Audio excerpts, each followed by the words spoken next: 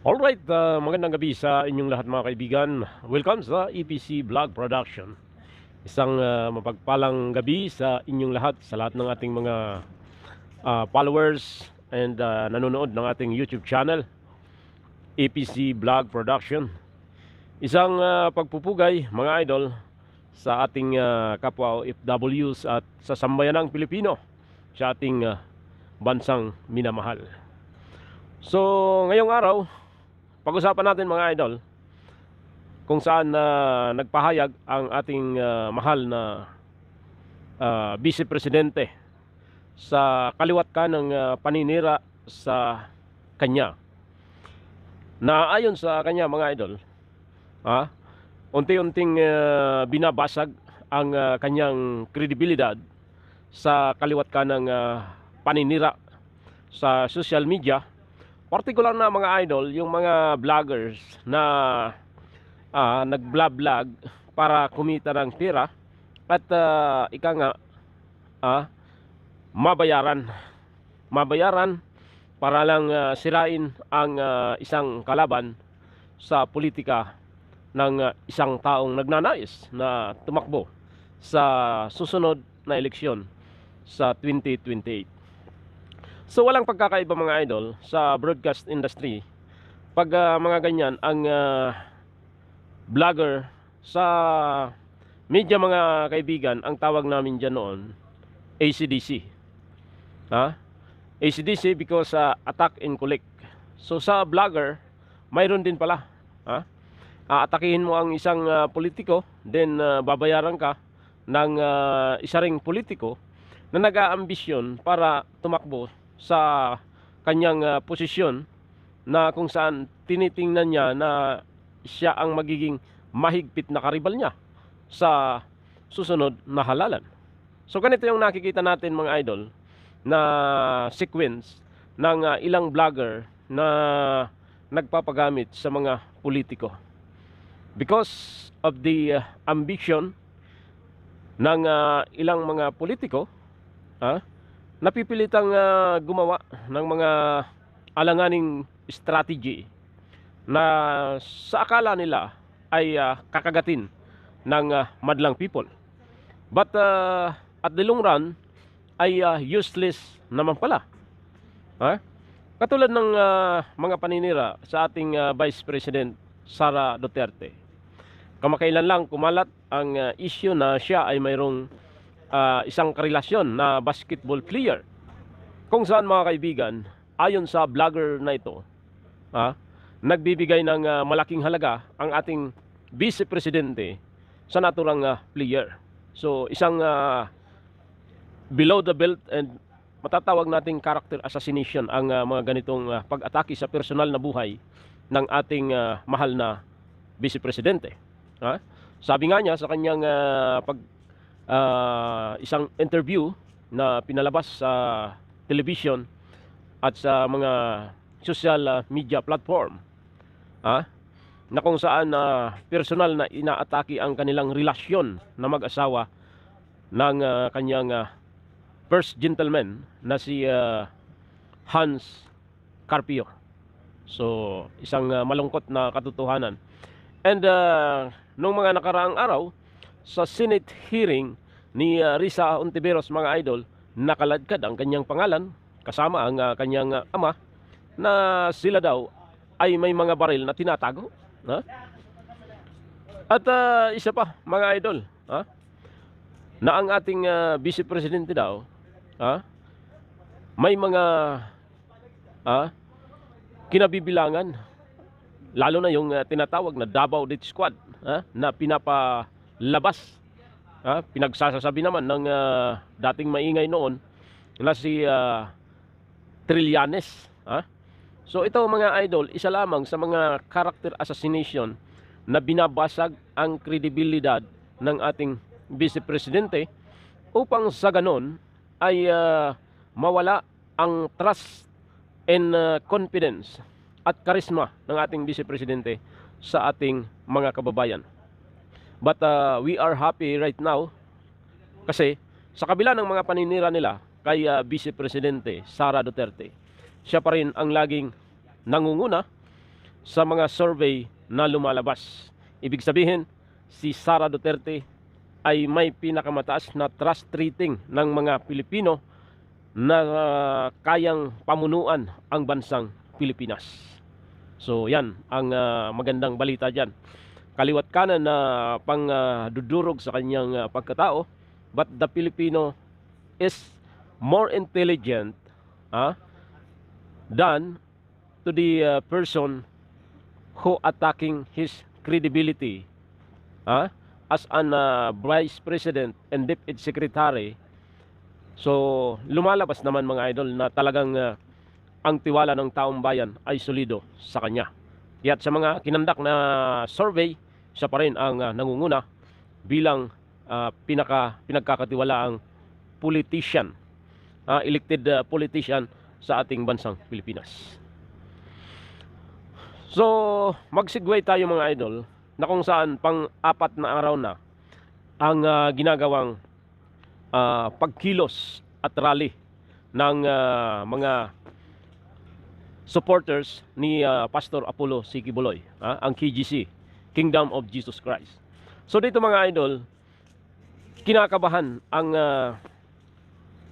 isang Risa Hontiveros, sapagkat apat na araw na sila. And nung una, sa unang salbo ng rally, nakita natin na limitado pa yung tao. Pero ngayon mga idol, talagang bumuhos ang suporta ng taong bayan sa butihing Pastor Apollo C. Quiboloy. So dito mga idol, tuloy-tuloy ang rallying ito na ayon sa ating mga impormasyon na nakalap, talagang porsigido ang mga supporters ni Pastor Apollo C. Quiboloy na kalampagin ang Senado sa ginagawang Senate hearing na kung saan nawawala yung tunay na essence ng Senado, ang tinatawag na in aid of legislation. But ngayon mga idol, walang in aid of legislation, in aid of attacking because of personal interest ni Risa Hontiveros. So ito yung nakakasakit sa hanay ng mga Pilipino mga idol, na ang pirang ginagamit ni Risa Hontiveros ay pira ng taong bayan mula sa dugot pawis ni Juan de la Cruz. Ngayon, gumagawa siya ng kanyang personal na agenda, mga tinatawag nating personal caprices para lang magkaroon ng tinatawag na media mileage, kasi palapit na nga yung eleksyon sa next year, yung tinatawag na midterm election. And I salute to Senator Robin Padilla. He is strongly opposed sa ginagawa ni Risa Hontiveros. Ako'y lubos na humahanga sa kanya, sapagkat ito naman si Idol Robin, pag tumindig talaga, titindigan niya yung kanyang binitiwang pahayag, at kung ano yung kanyang nakikitang tama, yun ang kanyang titindigan. In compare dito sa isang senador mga idol, kasi may nag-oppose. Ang una ay Senator Robin Padilla, Senator Bongo, Senator Amy Marcos, at itong si Senator JB Ejercito. So yan mga idol, bali apat na sila, Robin Padilla, Amy Marcos, Cynthia Villar, Bongo, and JB Ejercito. But itong si JB Ejercito mga idol, matapos magpalabas ng kanyang manifesto, na kinokondim niya ang ginagawang Senate hearing ni Risa Hontiveros, ay biglang binawi yung kanyang binitiwang salaysay. Napakamot tuloy sa ulo yung taong bayan.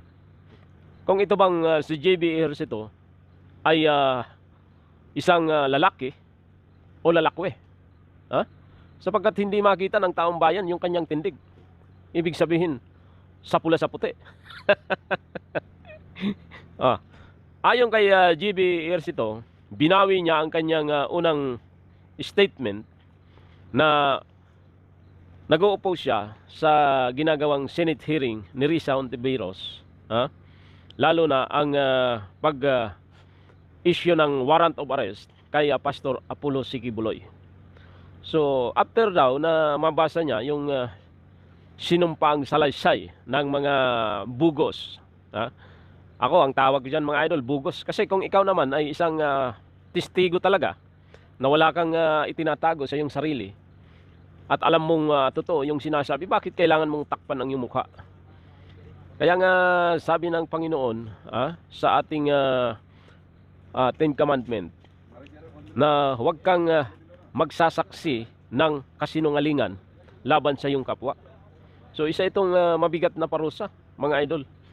Kung ikaw ay tunay na saksi, titistigo ka laban sa iyong pastor, pero ikaw ay nakatakip at hindi makita ng taong bayan, useless mga idol. Useless yung pagiging witness mo, sapagkat doon pa lang sa pagtakip ng iyong mukha, ikaduda-duda na sa taong bayan. Yun ang ating nakikita at nababasa at naririnig sa opinyon ng taong bayan. Kasi dito mga idol, ang mahalaga dito ay ang opinyon ng taong bayan, sapagkat ang ating mga kababayan ay higit na matalino sa pag-aanalisa sa mga kaganapan dito sa ating bansang tinubuan. So, ito nga mga idol, sa ginagawang rally ng mga supporters ng KGC, ay hindi pwedeng hindi kabahan si Risa Hontiveros. Kasi pag umabot ito mga idol sa milyones na magprotesta at pasukin ang Senado, kalampagin ang Senado, kahit anong bantay ng mga sundalo ay hindi nila mapipigilan ang taong bayan pag nagpuyos ang galit, di ba? Alam naman natin na mayroon na tayong history ng people's power. So ito yung mga binabantayan ng ating mga kababayan, ang mga susunod pang hakbang. Mayroong mga lumalabas na balita mga idol, na ang lahat ng supporters ng Pangulong Duterte ay sasama na sa isang prayer rally dito sa ginagawang pagkilos ng mga membro ng KGC ni Pastor Apollo Sikibuloy. So ang sama-samang pagkilos at tahimik na paghayag ng katotohanan at ipamulat sa taong bayan kung ano ang tunay na estado at kulay ng ating lipunan ngayon sa pangunguna ng ating presidente. Ang gobyerno ngayon ay hindi makita ang tunay na tindig para sa taong bayan. May kulay ito mga idol. Ang gobyerno natin may kulay. Mayroong layunin at mayroong mga problema. Ang problema dito, yung layunin ng isang leader ay nawawala sapagkat hindi natin makita ang tindig. Walang diin, walang bayag bilang isang leader, at hinihintay ng mga Pilipino. Ilan na nga ba tayo ngayon? If I'm not mistaken, nasa 96 million tayo, or 98 million na Pilipino. So lahat yun mga idol, sa araw-araw, ano man ang pronouncement ng isang presidente, pag napakinggan ng taong bayan na ganito yung sinasabi ng ating ginagalangang presidente, ay siyempre malaki yung impact niyan sa buhay ng mga Pilipino mga idol. Kaya nga bilang isang leader, ipakita mo yung pagiging authoritarian mo sa taong bayan. Kaya nga ikaw ang ibinoto ng taong bayan dahil mayroon silang tiwala at naniniwala sa iyong kakayahan. Pero ngayon, nakikita ng taong bayan na wala kang political will at hinahayaan mo yung nagaganap na kaguluhan sa bayan mo. Para kang isang water lily. Abay, mag-isip-isip tayo mga idol. Kaya't walang ma-achieve ang ating bansang Pilipinas kung ganito yung mga leader natin na inuuna yung personal na interest kaysa interest ng nakakarami. Sana'y magising ang presidente ng Pilipinas at gawin ang nararapat para sa ating bansang tinubuan. Kung ako lang sa parte ng magiging presidente ng Pilipinas, ang unang-unang kukunin ko na consultant ay ang previous president. Sapagkat sa buong kasaysayan ng Pilipinas mga idol, siya lang ang presidenteng bumaba na may pinakamataas na track rating, natiwala ng taong bayan at minamahal ng taong bayan hanggang ngayon. Marami ngang nagsisisigaw sa mga survey ng ilang vlogger sa ating mga lugar sa Pilipinas. Isinisigaw nila na sana Duterte pa rin yung ating presidente. Sapagkat ang hindi nila makalimutan sa tatak Duterte na naging presidente ay safe sila na maglakad. Anong oras man ng hating gabi ay wala sa kanilang makikialam. Pero ngayon, takot ang taong bayan na lumabas. Takot ang taong bayan na magpagabi. Takot ang taong bayan na makipagsapalaran pag hating gabi na uuwi sa kanilang tahanan. Yun ang nakakalungkot na katotohanan mga idol sa inyong binoto na presidente na si Marcos Jr. Walang political will, walang malinaw na programa sa ating bansa. Gala dito, gala doon. Walang malinaw na pronouncement. Buti pa nga yung ating vice presidente mga idol, pag may mga sundalong namamatay ay talagang dinadalaw niya. Anong oras man ng umaga, gabi, ang mahalaga ay makarating siya sa tahanan ng Pilipino na itinaya ang kanyang buhay para lang sa bansang Pilipinas. Magandang gabi sa inyong lahat mga kaibigan at salamat sa inyong panonood sa ating YouTube channel. Naway lagi nyo akong i-follow, panoorin ang ating YouTube channel, EPC Vlog Production. So please subscribe and maraming salamat. Isang pagpupugay mga idol sa ating mga kababayan saan mang dako ng ating kapuluan at sa bansang Pilipinas. Lagi nating isapuso ang pag-ibig sa ating bayang minamahal.